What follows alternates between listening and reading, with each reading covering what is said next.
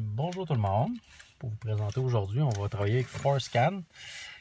Suggestion d'amis qui m'ont proposé de regarder la chose. Donc le logiciel requiert un adapteur au DB2 qui est équivalent à celui-là, qui n'est pas du bon bord. Donc ça c'est un modèle parmi tant d'autres. Ça n'a pas besoin d'être un modèle très évolué. Très important, c'est qu'il soit compatible avec le port HS ainsi que MS qui est propre à Ford. Dans le cas du HS, c'est l'ODB2 très standard. Donc on peut tout simplement passer d'un à l'autre via la switch qui est ici. Donc ça c'est la base. Pour vous montrer que le véhicule est tout à fait standard, donc si je prends ma clé et je barre, donc évidemment il ne se passe absolument rien. Si je débarre et je tiens la clé, ça ne rouvre pas plus les fenêtres. Ensuite, si on active le véhicule, on va juste redémarrer. Donc on active le véhicule, j'allume les lumières. On s'assure que les lumières à fog sont allumées. On le met sur les hautes, comme on peut voir, c'est allumé dehors. Donc on va voir tout simplement qu'est-ce qui se passe.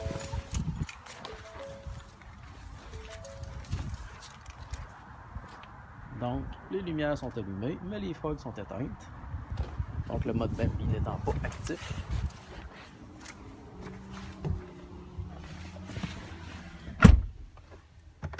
Donc on enlève ça, on met les lumières off et on ferme tout ça. Donc adapteur Bluetooth, switch en position HS, qu'on va tout simplement brancher dans le port ODB2. Et voilà, c'est en place. Maintenant, on va passer au démarrage de l'application.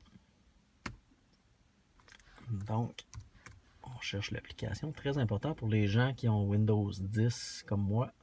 Il faut le démarrer en administrateur, sinon il y a des problèmes. Du moins, moi, j'en ai vécu. La communication, elle ne fonctionnait tout simplement pas. Première étape, configurer l'adapteur.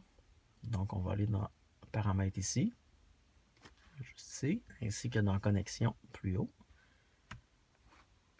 Donc, mon adapteur étant Bluetooth, il est déjà configuré. Je vous recommande de ne pas sélectionner AutoConnect. Des fois, si l'adapteur n'est pas là, le logiciel va le chercher pour rien.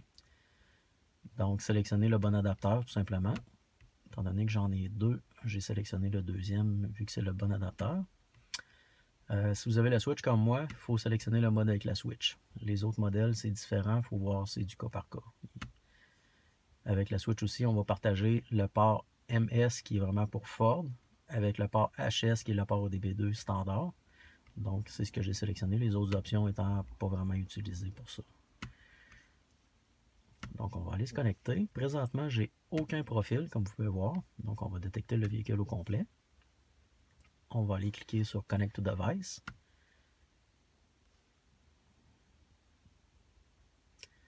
Donc ici, il me demande, moi j'ai un 2015. Donc on va sélectionner 2015 dans mon cas. Il a bel et bien détecté un véhicule. Fait qu'on fait OK. Il a détecté un Ford F-150, 5 litres 2015. Ça semble concorder.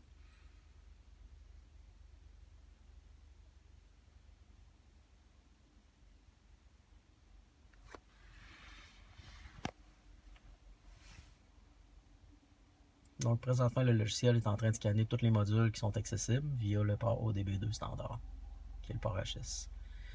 Okay. Le message qui est ici présentement vous dit de tout simplement mettre la switch dans l'autre position.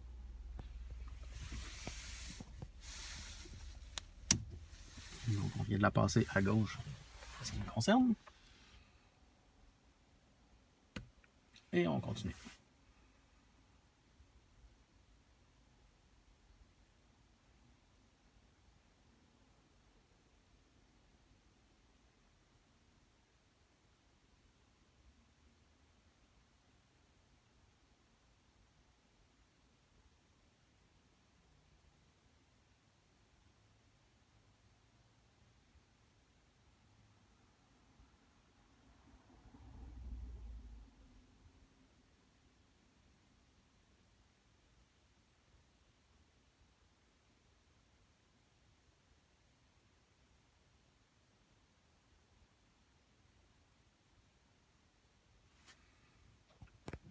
Maintenant que tout est scanné, il m'offre de sauvegarder la configuration. On s'entend, c'est simplement reconnaître le véhicule. Ça veut dire que c'est pas tout ce qui a été identifié comme tel, avec les paramètres et ainsi de suite. Donc, il ne faut pas prendre pour acquis que présentement, on a un backup complet du véhicule.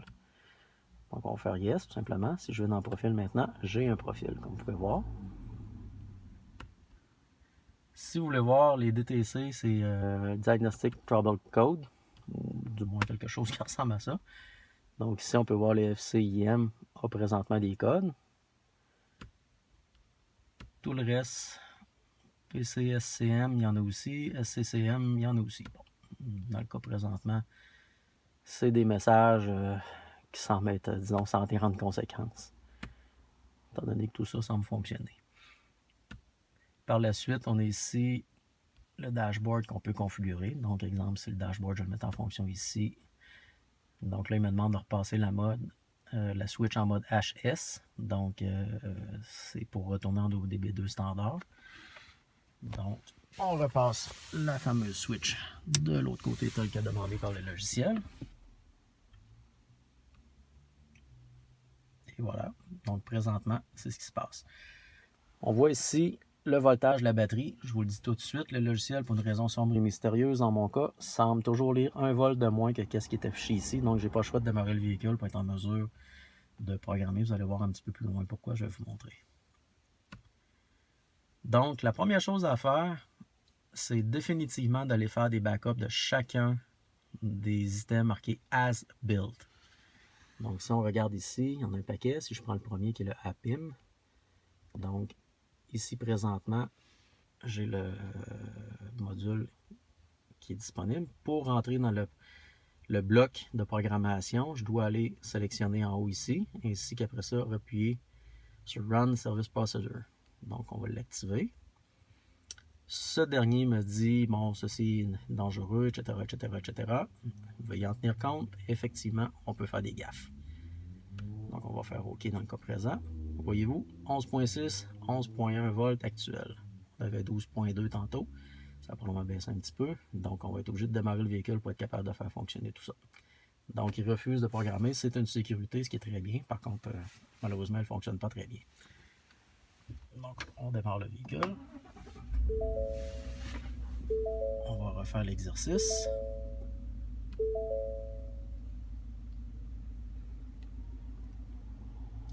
Donc ici, présentement, comme vous pouvez voir, c'est les paramètres qui sont dans mon APIM. Donc c'est ce qu'il y a par défaut. J'ai restauré le véhicule juste avant de faire la présentation. Donc là, présentement, ce qu'on va faire, on va les sauvegarder. Donc il faut faire un save all avant toute modification. Comme on peut voir ici, j'ai déjà fait mes backups. Donc moi, ce que j'ai fait, j'ai tout simplement identifié, exemple, le fichier qui est ici, qui serait le F150, APIM, stock. Donc c'est vraiment les paramètres d'origine du camion. On fait OK. On les sauvegarde tout simplement. Là, je vais faire cancel parce que je ne veux pas écraser mes backups, mais c'est la façon de procéder. Quand on a terminé, il faut appuyer sur Stop pour sortir du module. On revient tout simplement dans le log. Donc, je vous recommande de faire vraiment absolument tous les modules as built du début à la fin avant quoi que ce soit. C'est une sécurité à conserver quelque part dans vos fichiers. Mettez pas ça sur une clé USB que vous allez perdre ou quoi que ce soit. Advenant dans le cas où vous avez besoin de remettre ça par défaut ou vous faites une erreur, ça vous permet de revenir en arrière. C'est vraiment un outil qui est génial pour ça. On est prêt pour faire les modifications. On va retourner tout simplement dans DDM, qui est le premier. Donc on a dit tantôt qu'on devait modifier le 740.03.01 et 740.12.01.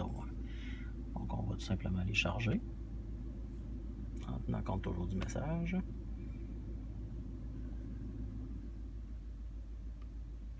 Donc on va placer 8 dans la position. Donc on avait 8 comme on peut voir ici qui était requis.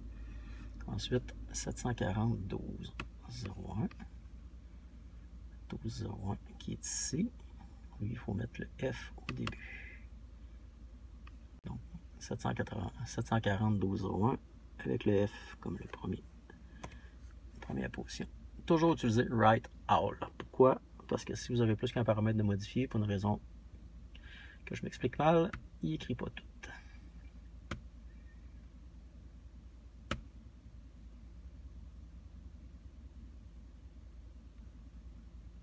On n'a pas besoin de faire le power cycle tout de suite. On va faire l'autre avant. Donc, on se déconnecte en appuyant sur stop. On retourne ici. On va aller dans le PDM qui est ici. On l'active. Donc, on avait ici 741.03.01. Deuxième position, 8. Donc, on s'en vient ici. On met 8 dedans, donc ça fait A800. Ensuite, on va chercher le deuxième, qui est 741.12.01. On va reconfirmer, toujours vérifier 2, 3, même 4 fois s'il faut. On ne veut pas faire d'erreur. Donc, 741.12.01. On vient de mettre F dans cette position-là. Donc, on va faire un write all toujours. Yes. Yes. Et voilà, c'est fait. Donc, on déconnecte. Je préfère déconnecter le véhicule, malgré que ça ne change pas grand-chose. Et voilà. Donc, on arrête le véhicule. On ouvre la porte. On ouvre la porte. J'ai découvert que certaines fonctions qui ne fonctionnaient pas bien si on ne faisait pas cette étape-là. On réactive. On éteint. Avec la télécommande.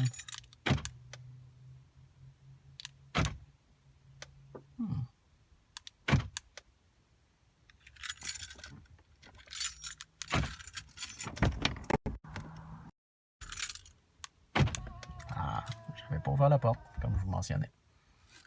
Si maintenant je débarre. Et voilà. C'est pas plus compliqué que ça.